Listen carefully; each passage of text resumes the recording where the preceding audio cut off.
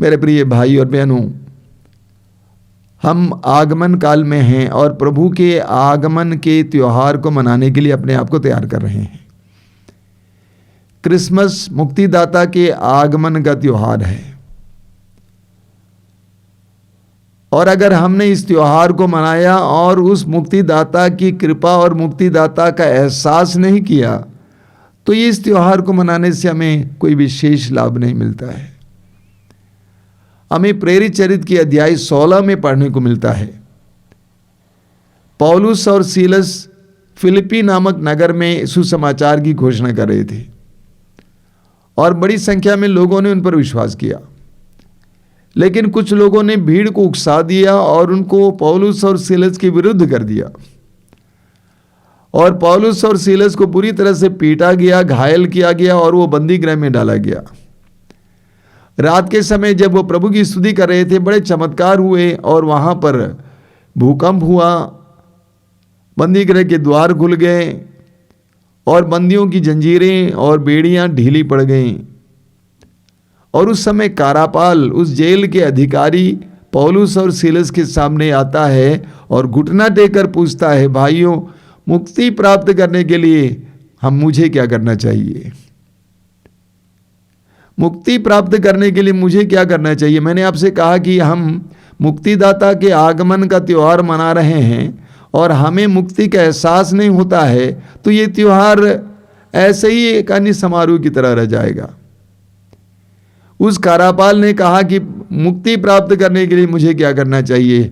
वास्तव में इस संसार में हर मनुष्य मुक्ति की खोज में है।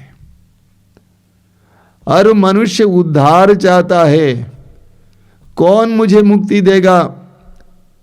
पाप से, बुराई के बंधनों से, बुरी शक्तियों से, बुरे स्वभाव से, मनोभाव से, आदतों से, विभिन्न प्रकार के शैतान के प्रपंच से, पंजों से कैसे बचाया जा सकता है? हर इंसान आज मुक्ति चाहता है। हर इंसान आज मुक्ति चाहता है। आप और मैं, हम सभी मुक्ति चाहते हैं। हम रोमियों की पत्र के अध्याय 8 वाक्य 22 में पढ़ते हैं, संत पौलुस कहते हैं कि यहां तक कि ये सारी सृष्टि मुक्ति के लिए कराह रही है। ये सारी सृष्टि मुक्ति के लिए कराह रही है। हम सभी भी मुक्ति के लिए कराह रहे हैं। हमें आजादी चाहिए, हमें उद्धार चाहिए, हमें मुक्ति चाहिए। आज हम इस बात पर मनन करेंगे कि मुक्ति प्राप्त करने के लिए, उद्धार प्राप्त करने के लिए हमें क्या करना चाहिए। और मैं आपके सामने एक सुंदर उदाहरण रखता हूं लूकस के सुसमाचार के अध्याय 19 से। लूकस के सुसमाचार की अध्याय 19 में हमें जक्केउस के बारे में पढ़ने को मिलता है। एक बहुत सुंदर उदाहरण है हमारे लिए। जक्केउस के बारे में वहां पर विवरण दिया गया है कि जक्केउस धनी इंसान था और प्रमुख नाकेदार था, यानी चुंगी लेने वालों का प्रमुख, चीफ टैक्स कलेक्टर। धनी, प्रमुख नाकेदार, लेकिन यीशु को देखना चाहता था इसलिए कि वो नाटा था और यीशु के चारों ओर भीड़ लगी रहती थी। वह आगे निकलता है और जिस मार्ग से यीशु गुजरने वाले थे, उस मार्ग के किनारे एक गुलर का पेड़ था, उस पर बैठ गया, यीशु के इंतजार करता रहा। यीशु वहां पर आए, जक्केउस को देखे, कहा, जक्केउस जल्दी नीचे उतराओ, आज मुझे तुम्हारे यहाँ ठहरना है। और जक्केउस आनंद के साथ यीशु को अपने घर पे स्वागत करता है। और वहां पहुंचने पर यीशु ने यह घोषित किया, आज इस घर में मुक्ति आई है। मुक्ति प्राप्त करने के लिए हमें क्या करना चाहिए, इसका सुंदर विवरण हमें वहां पे मिलता है। सबसे पहला है कि जक्केउस ने मुक्ति की इच्छा की। जक्केउस के अंदर मुक्ति के लिए एक इच्छा थी, उसके अंदर एक बेचैनी थी और वो बेचैनी महसूस कर रहा था। मेरे पास धन है, संपत्ति है, लोग हैं, मेरे पास एक अच्छा काम है, मेरे पास सब कुछ है, लेकिन मेरे जीवन में मुक्ति नहीं है, शांति नहीं है, आनंद नहीं है।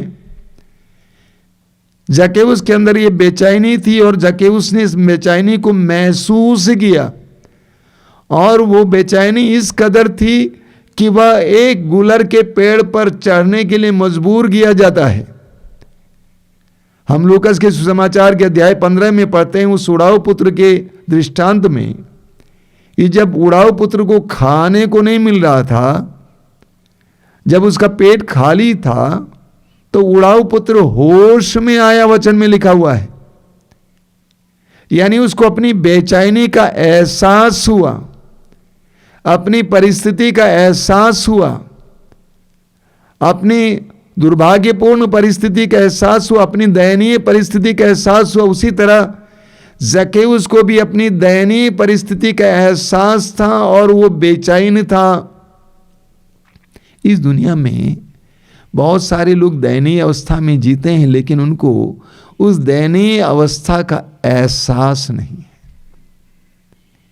उनके अंदर मुक्ति के लिए एक इच्छा नहीं है, एक बेचैनी नहीं है। तो सबसे पहले मुक्ति प्राप्त करने के लिए आवश्यक है कि हमें मुक्ति की आवश्यकता महसूस करना, अपने में बेचैनी महसूस करना कि मैं परेशान हूं, मुझे चाहिए। अभी कुछ दिन पहले की बात है, एक जवान भाई छत्तीसगढ़ से आया था। वास्तव में वो लाया गया था। बातचीत के दौरान उसने मुझसे कहा कि मेरे अंदर बहुत सारी बुराइयां हैं, मैं बहुत ज़्यादा पीता था, मैं मरने को था लेकिन मैं बच गया, लेकिन आज मेरे अंदर आत्महत्या करने की प्रवृत्ति है, मैं मरना चाहता हूं। इसीलिए मैंने एक भाई से कहा कि मुझे मातृधाम आश्रम ले चलो। एक सप्ताह यहाँ पे रहा, एक सप्ताह नहीं 5-6 दिन यहाँ पे रहा। मैंने उसको वापस भेज दिया कुछ और बोलकर। एक बेचैनी महसूस होनी चाहिए कि मुझे मुक्ति की आवश्यकता है, नंबर 1 सबसे पहली बात। दूसरी बात, जक्केउस ने उस बेचैनी में ये सोचा कि यीशु को देखने से, यीशु के पास जाने से उस बेचैनी से मुझे आजादी मिलेगी। जक्केउस यीशु की ओर मुड़ता है, जक्केउस यीशु को खोजता है, कहां मिलेगा, कहां मिलेगा। यीशु की ओर मुड़ता है, यीशु के पास जाता है। स्तोत्रकार कहता है स्तोत्र 34 वाक्य 6 में, प्रभु की ओर दृष्टि लगाओ और आनंदित हो, तुम कभी निराश नहीं होगे। तो जक्केउस जब परेशानी में था, जब बेचैनी में था, जब मुक्ति के अभाव में था, उसने सोचा कि यीशु के पास जाऊंगा तो हो जाएगा। उसके अंदर एक विश्वास था कि यीशु से मिलने से मेरी समस्या का समाधान होगा, यीशु में मेरी मुक्ति है। इसीलिए वो यीशु को देखने के लिए चला जाता है, यीशु के पास जाता है। स्तोत्रकार कहता है स्तोत्र 121 बार आप सुनते हैं, मैं अपनी आंखें पर्वतों की ओर उठाता हूं, क्या वहां से मुझे मुक्ति मिलेगी। मेरी इस दयनीय परिस्थिति में मैं अपनी आंखें पर्वतों की ओर उठाता हूं। जक्केउस ने अपनी आंखें यीशु की ओर उठाना चाहा और वहां से उसको मुक्ति मिली। ये सच्चाई है। ये दूसरी बात है। तीसरा है आवश्यक कदम उठाना। आवश्यक कदम उठाना। यह काफी नहीं है कि मैं मुक्ति के लिए ललायित रहूं, लेकिन मुझे उसके लिए प्रयत्न करना होगा। जक्केउस ने आवश्यक कदम उठाया। जब जक्केउस यीशु को देखने के लिए आया, इसलिए कि वो नाटा था और यीशु के चारों ओर भीड़ थी, जक्केउस ने तय किया कि मैं यीशु को देख के रहूंगा। उसके लिए उसको छोटा बनकर एक पेड़ की डाली पर बैठना पड़ा, आवश्यक कदम उठाना पड़ा। हम जानते हैं कि प्रभु ने उसके लिए प्रतिबल दिया।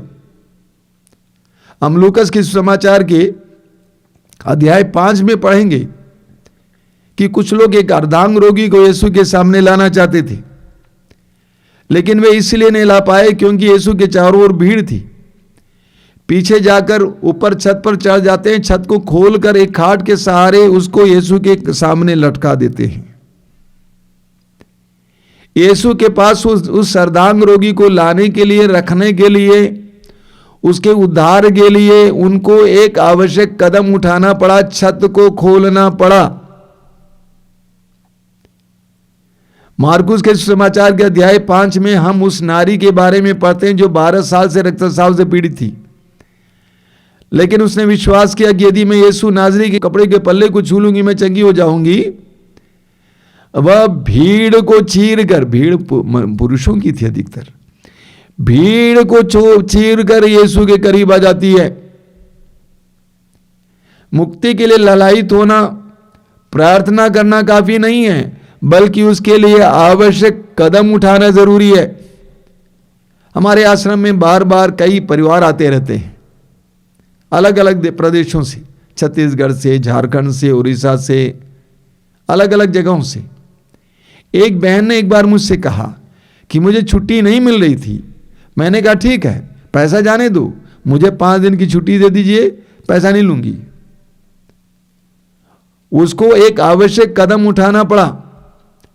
मुक्ति पाना है, व्यक्तिगत मुक्ति पानी है और परिवार में मुक्ति पाना है, तो हमें आवश्यक कदम उठाना आवश्यक है। बोलिए हालेलुया, हालेलुया, हालेलुया, हालेलुया। जब आप बीमार हो जाते हैं, शारीरिक रूप से बीमार हो जाते हैं, आप क्या क्या नहीं करते हैं, कहां कहां नहीं जाते हैं,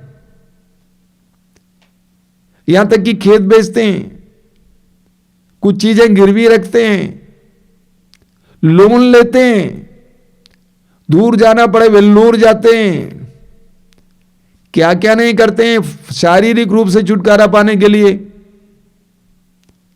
उसी तरह हमें आध्यात्मिक रूप से छुटकारा पाने के लिए, परिवार में बंधनों से आजादी पाने के लिए कदम उठाना जरूरी है।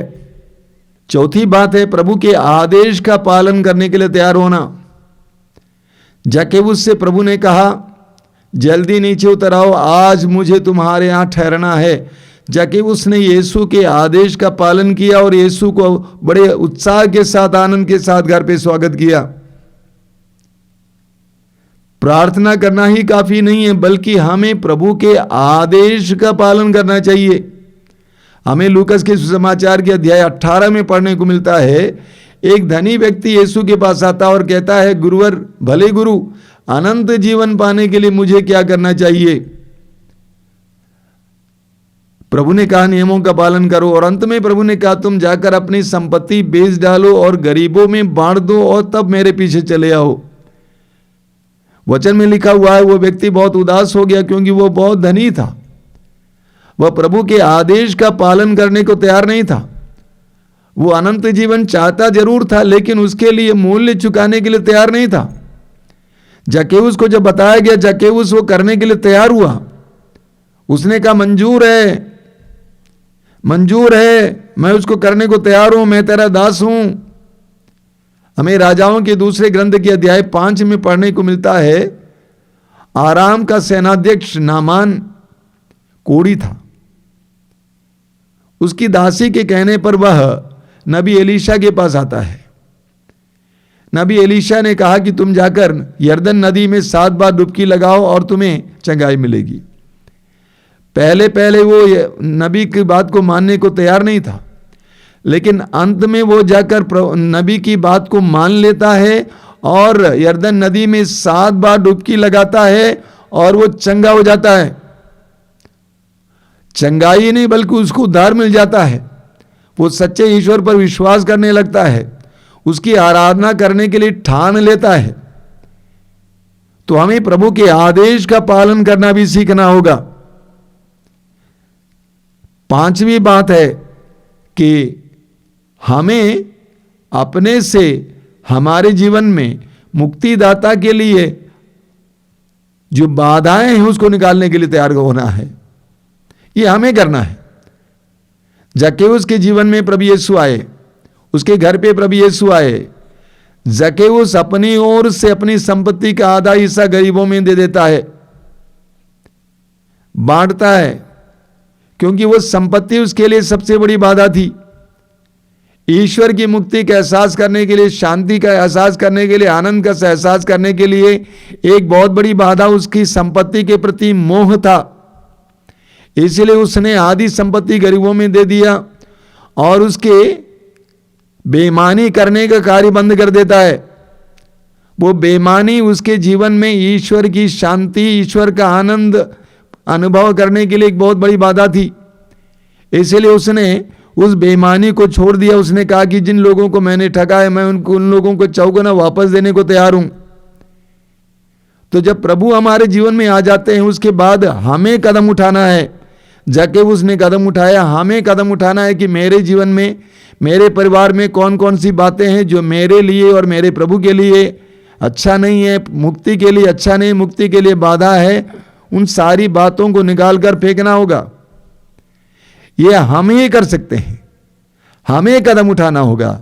आज इस आगमन काल में हमें ढूंढना होगा मेरे परिवार में मुक्तिदाता के आगमन के लिए कौन कौन सी बातें बाधा है। हो सकता है कि मेरे अंदर धन के प्रति जो अति मोह है वो बहुत बड़ी बाधा है। हो सकता है कि मनोरंजन के प्रति, भोजन के प्रति, कपड़े के प्रति, अन्य चीजों के प्रति मोह है, वो बहुत बड़ी बाधा है, मुझे हटाना होगा। छठवीं बात है उद्धारकर्ता को प्रथम स्थान देना, मुक्तिदाता को प्रथम स्थान देना। मेरे जीवन में, मेरे परिवार के जीवन में सबसे बड़ा स्थान मुक्तिदाता को देना, यह आवश्यक है। तभी हमारे जीवन में मुक्ति का एहसास होगा। हमें अपनी प्राथमिकताओं को जांच करना होगा, हमें अपने प्रायोरिटीज को जांच करना होगा। क्या मैंने मुक्तिदाता को प्रथम स्थान दिया है या अपने आप को प्रथम स्थान दिया है? मैंने मुक्तिदाता को प्रथम स्थान दिया है या पैसे को प्रथम स्थान दिया है? मैंने मुक्तिदाता को प्रथम स्थान दिया या मनोरंजन को प्रथम स्थान दिया है, सेक्स को प्रथम स्थान दिया है? मुक्तिदाता को प्रथम स्थान देना होगा, तभी हमें मुक्ति का एहसास होगा। इस बार जब हम क्रिसमस मनाएंगे, मुक्तिदाता के आगमन का पर्व मनाएंगे, वह क्रिसमस हमारे लिए एक मुक्ति का एहसास का समय बने। उसके लिए आवश्यक है कि हम ये 6 कदम अपने जीवन में उठाएं। एक एक बात पर जोर देना, एक बार नहीं बार बार इस वचन को सुनिए और एक एक बात पर जोर देकर इस समय आगमन काल में प्रभु यीशु के मुक्तिदाता के आगमन के लिए, उस आगमन के त्योहार के लिए अपने आप को तैयार कीजिए। आइए हम प्रार्थना करें। धन्यवाद देते हैं प्रभु इस समय के लिए, इस सुंदर समय के लिए धन्यवाद देते हैं, तेरी आशीषों के लिए धन्यवाद देते हैं, आने वाले क्रिसमस के पर्व के लिए धन्यवाद देते हैं। प्रभु यीशु आइए, हमारे जीवन में आइए, हमारे परिवारों के जीवन में आइए। हमारे परिवारों में तेरा जन्म हो, तेरा आगमन हो। जिस तरह जक्केउस ने तुझे अपने परिवार में स्वागत किया, उसी तरह अपने परिवार में तुझे स्वागत करने के लिए हमें कृपा दीजिए। पवित्र आत्मा को भेजकर इस आगमन काल में हमें तैयार कीजिए, हर प्रकार की बाधा को दूर करने के लिए, तुझे अपने मुक्तिदाता के रूप में स्वीकार करने के लिए हमें कृपा दीजिए। हे प्रभु यीशु, इन वचनों को सुनने वाले मेरे भाई बहनों को आशीर्वाद देना, इन वचनों के द्वारा उनको तेरी कृपा देना, तेरा एहसास देना, तेरी उपस्थिति का एहसास देना।